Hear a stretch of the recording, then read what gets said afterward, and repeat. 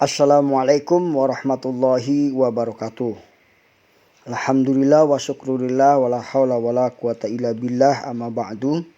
Pada kesempatan kali ini saya ingin sampaikan salam kepada para ummahat, karena ini motivasi yang disampaikan oleh seorang ummahat terhadap tentang kepalestinaan sebagai kepedulian kita terhadap kemanusiaan.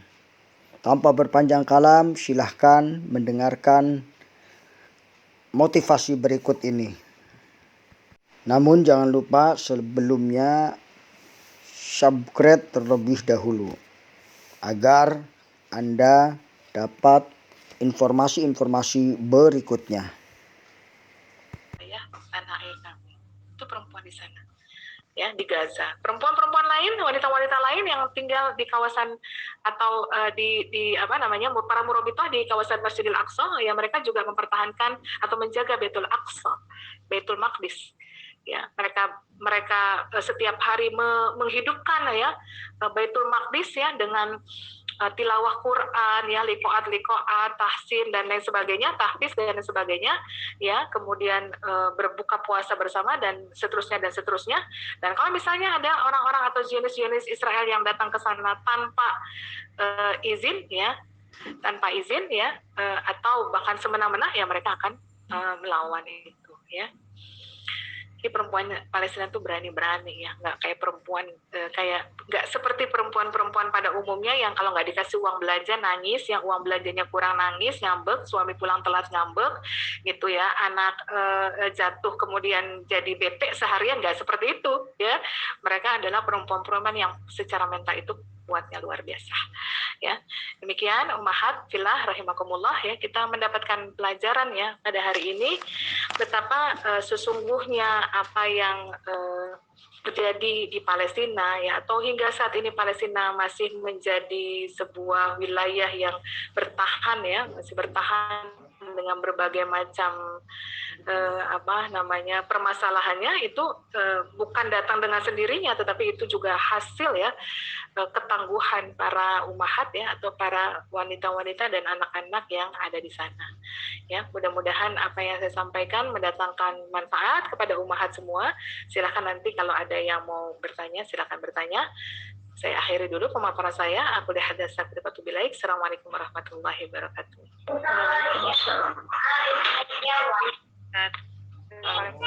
Khairan Ustazah Susan. Masya Allah. Dari awal mendengarkan penjelasan pemaparan Ustazah mengenai kondisi Palestina dan bagaimana rakyat Palestina hidup, dan tadi berpikir ya Allah, bersyukur banget kita ada di sini gitu, banyak-banyak bersyukur gitu, sampai saya kok kita cuma anak nangis begini gitu ya, udah ngeluh.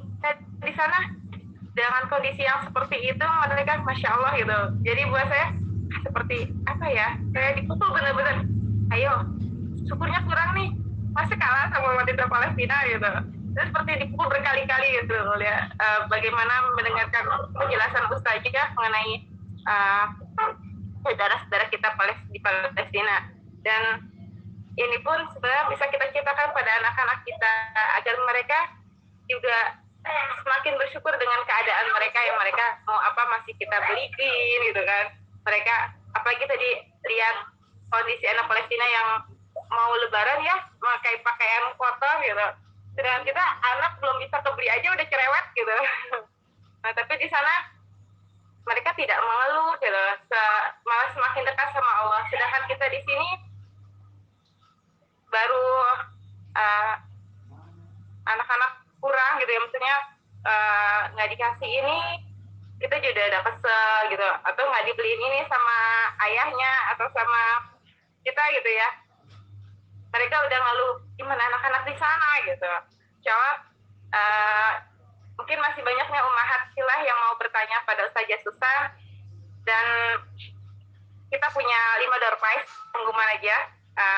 Insya Allah untuk 2 penanya pertama akan kita bagikan door prize. Selanjutnya kita buka dengan sesi tanya jawab dengan raise hand ya. Silakan pada ummahat yang mau bertanya, dipersilakan.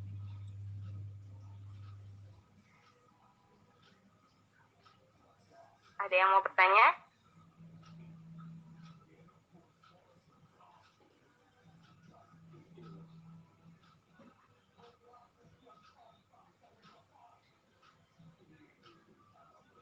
Ada pertanyaan itu di kolom chat?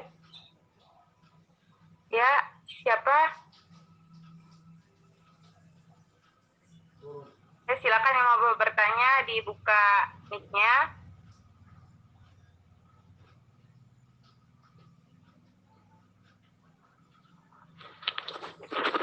Mbak Laili, saya bantu ya.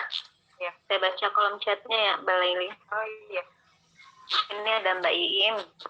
Pertanyaannya, bagaimana Ustazah Susan bisa mengeluarkan anak asuhnya untuk belajar ke Malaysia? Tafadhol Ustazah. Karena nih Mbak Iim yang bertanya nih, pengen lihat juga wajahnya. Karena kan Mbak Iim dapat door prize nih. Mana Mbak Iimnya? Halo Mbak Iim. Nggak ada suaranya nih. Ya, jadi sebenarnya banyak sekali program-program ya, setiap negara itu punya program-program bantuan ya kepada anak-anak Palestina, juga salah satunya di Indonesia ya, ada beberapa orang yang misalnya pemerintah Indonesia memberikan bantuan scholarship ya, atau beasiswa kepada anak-anak atau pemuda-pemuda Palestina, atau di Malaysia juga seperti itu. Tetapi kadang bantuan-bantuan itu ya, apalagi dalam masa corona ini, jadi nggak lancar atau terhenti ya. Lembaga-lembaga kemanusiaan juga kan tidak selalu bisa memberikan kontribusi yang selalu konstan atau selalu stabil ya. Makanya ketika saya melihat orang tersebut, anak ini ya, pemuda tersebut punya semangat yang luar biasa ya, untuk mendapatkan ilmunya ya, berjuang sedemikian rupa ya, maka kemudian saya bersepakat dengan suami ya untuk membantu beliau dengan sesuatu yang kita bisa bantu ya. Ini mudah-mudahan menjadi tadhiyah kita ya, karena kalau kita kan selama ini mengajak orang untuk memberikan bantuan terhadap Palestina. Nah, jangan sampai kita mengucapkan untuk memberi bantuan, mengajak orang untuk memberikan bantuan kepada Palestina, tapi kita sendiri nggak memberikan bantuan gitu. Jadi ini cara kami ya, cara keluarga saya untuk melafazkan kebenaran dari lisan saya, qaulan sadidan, sebuah perkataan yang saya tidak dusta, sebuah perkataan yang saya tidak bohong ya, termasuk apa yang saya sampaikan pada malam ini gitu. Ya, jadi bukan saya dari Palestina bawa dia ke sini, enggak ya, tapi dia sudah datang ke sini dengan beberapa orang Palestina yang memang berada dalam lembaga-lembaga atau mitra-mitra ya, kemudian terhenti beasiswanya ya, kemudian secara pribadi keluarga memberikan support gitu. Begitu kira-kira Mbak Iim atau Pak Iim. Saya nggak tahu siapa yang bertanya soalnya nih, kameranya nggak open.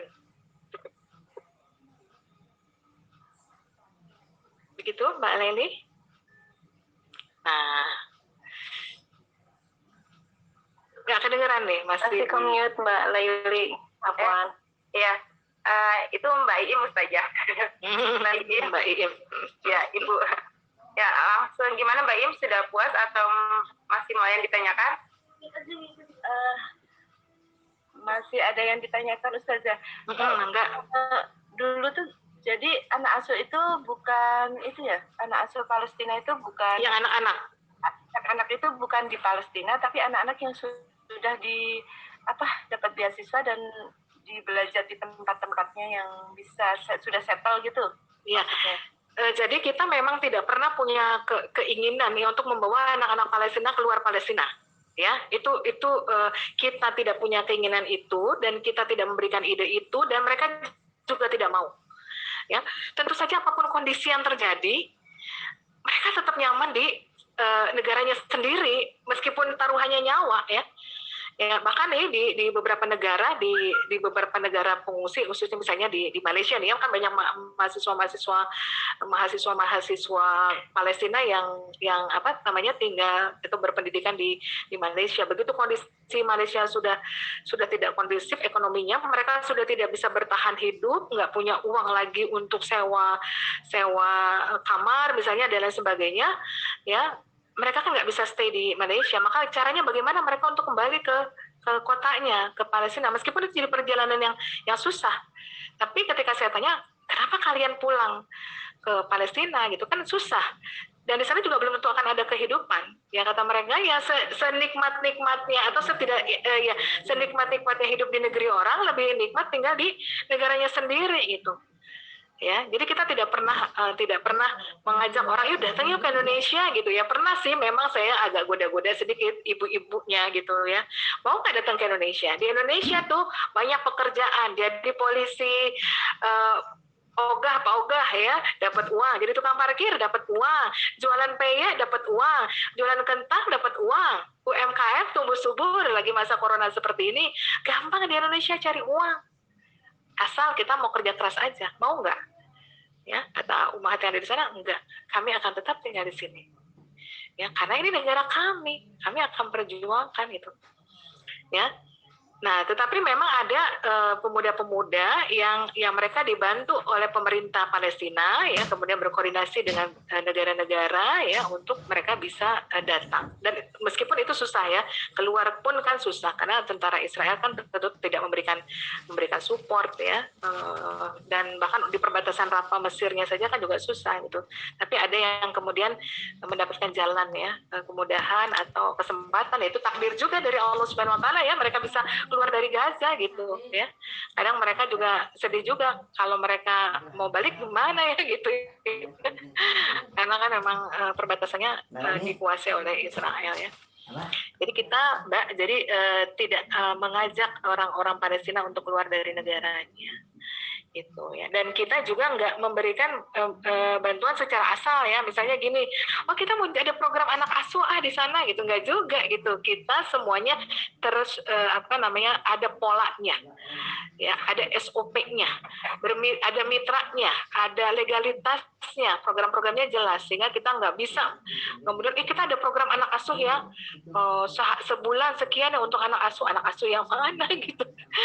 Ya kalau kita datang ke sana, anak-anak tuh banyaknya luar biasa ya, anak-anak yatim ya, yang ayahnya tadi ya, apakah ayahnya di penjara atau ayahnya meninggal dunia, tuh banyak sekali kasus-kasus seperti itu ya. Kalau teman-teman kami yang melakukan penyaluran para bapak-bapak gitu ya, kita bilang sama bapaknya, Pak, bapak-bapak kalau datang ke sana ya, udah sampai di sana, kalau urusan bagi-bagi bantuan penyaluran buat umahatnya kita aja ya, yang bapak-bapaknya, bapak-bapak mau ngasih bantuannya ke bapak-bapak, kalau ibu-ibu ke ibu-ibu aja. Kenapa? Karena di Palestina banyak janda-janda cantik, janda-janda muda gitu. Ya kan kita melihat anaknya cakep-cakep, masih bayi ya, terus ibunya cantik, ayahnya suaminya nggak tahu gimana. Ya kan kalau bawa keluar anaknya satu paket dengan ibunya, itu ini ya, sekedar just kidding ya. Artinya kita nih kalau menyalurkan bantuan harus benar, harus rapi, harus sesuai dengan SOP, nggak asal-asalan. Karena kita datang ke sebuah negara yang bukan negara biasa, negara yang rawan konflik, maka seluruh dokumen, ya, legalitas, berkoordinasi dengan Kemenlu itu harus dilakukan, gitu. Jadi nggak suka-suka kita ya kasih bantuan. Kita juga misalnya gini, Bu, saya pengen deh ngasih kursi roda buat orang yang luka ya karena serangan atau lain sebagainya. Ya gimana bawa kursi rodanya, buat bawa diri kita aja belum tentu pulang dengan selamat misalnya ya, apalagi bawa kursi roda. Kirim dong beras, ya gimana bawa berasnya gitu ya. Jadi apa yang kita berikan bantuan kepada mereka, bantuan kepada mereka sesuai dengan permintaan mereka. Mereka butuh apa dari kita? Mereka butuh pakaian, kita kasih pakaian. Mereka butuh ambulan, kita kasih ambulan. Ya, nah dipenuhinya kebutuhan tersebut di mana? Di kota terdekatnya. Jadi kita bawa uang gitu, atau kita memberikan bantuannya dalam bentuk uang. Nanti oleh mitra-mitra kita di sana, kemudian uang tersebut dibelanjakan sesuai dengan kebutuhannya. sesuai dengan yang mereka butuhkan, bukan yang kita inginkan. Ya, ada orang Palestina datang, suami istri, yuk belanja yuk ke Tanah Abang, ya, pasar terbesar di Asia gitu ya. Apakah mereka mau? Nggak mau. Kata mereka, pakaian Anda nggak sama dengan pakaian kita gitu. Tubuh Anda atau postur Anda nggak sama. Jadi kita nggak bisa kasih sesuai dengan yang kita inginkan. Kita hanya bisa memberikan yang mereka butuhkan. Itu sebenarnya pemberian terbaik kan seperti itu. Memberi yang mereka sukai, memberi yang mereka butuhkan. Itu ya Mbak Im ya. Bagaimana Mbak Im? Kita lanjut aja dengan pertanyaan kedua ya Ustaz ya. Pertanyaan kedua dari Mbak Endah. Assalamualaikum Ustazah Susan. Afwan, Ana ingin bertanya, bagaimana caranya mendidik anak kita di era digital ini dan bagaimana menjauhkan anak dari gadget? Era digital kan era yang tidak bisa dihindari. Memang ini pada zamannya ya, anak sudah harus tahu dan bahkan sudah harus kita create, sudah harus kita persiapkan untuk menjadi penguasa-penguasa ya di era digital. Ya, kita dilarang untuk meninggalkan generasi-generasi yang lemah, baik generasi lemah secara materi, lemah secara fisik ya, juga lemah secara ilmu. Ya, maka era digital ini kita harus memutar otak kita untuk bisa memberikan nasihat-nasihat atau masukan-masukan terbaik kepada anak-anak kita ya. Bagaimana dengan gadget? Gadget pun nggak bisa kita hindari. Orang-anak kita sekolah sekarang pakai Zoom, ibu-ibu aja sekarang pakai Zoom ya. Jadi ibu-ibu sekarang yang nggak bisa berinteraksi dengan gadget nggak dapat ilmu. Karena semua ilmu sekarang diserap dengan melalui gadgetnya gitu. Jamaah-jamaah saya yang handphonenya nggak bisa dipakai buat Zooman, Google Meet dan lain sebagainya, ya nggak bisa mendapatkan ilmu, nggak bisa YouTube, nggak bisa ini, nggak bisa itu gitu. Jadi gadget itu tidak bisa dihindarkan. Dan bahkan anak-anak Palestina juga anak-anak yang menggunakan juga gadget. Ya, tetapi bagaimana kemudian kita memberikan pemahaman, memberikan informasi kepada anak-anak bahwa gadget ini bisa menjadi fasilitas, wasilah bagi kita untuk mendapatkan kebaikan, tapi juga bisa menjadi wasilah bagi kita untuk mendatangkan kemudaratan. Dan itu any situation ya, any item gitu, bisa dengan apa saja dan pada situasi seperti apa, semua hal bisa terjadi seperti itu, bisa memberikan kemanfaatan, bisa memberikan kemudaratan. Nah, untuk gadget tentu anak-anak tidak bisa dijauhkan 100% dengan gadget, tapi bisa kita atur waktunya, atau bisa kita seperti ini ya, ibu-ibu saya dulu ya tidak pernah terbayangkan saya harus mengisi tausiah, edukasi atau bahkan teriak-teriak gitu ketika sedang munasharah Palestina di depan laki-laki. Nggak pernah terbayangkan.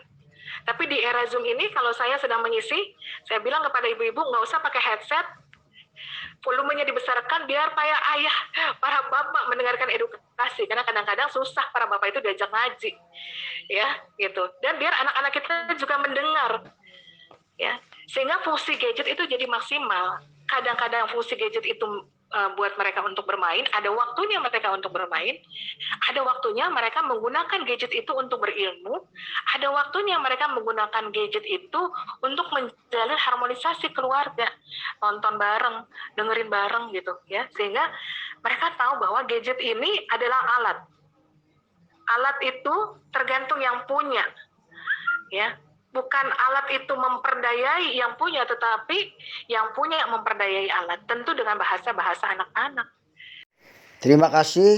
Jangan lupa lanjutkan dengarkan motivasi yang kedua. Sesungguhnya perjuangan itu harus diawali dengan niat yang tulus karena Allah Subhanahu wa Ta'ala, dan harus dibarengi dengan doa serta dibarengi dengan usaha untuk meraih ridho Allah Subhanahu wa Ta'ala. Semoga langkah-langkah kita diridhoi oleh Allah Subhanahu wa Ta'ala. Nasihat Abah, jadilah orang yang ikhlas, insya Allah hidupnya barokah.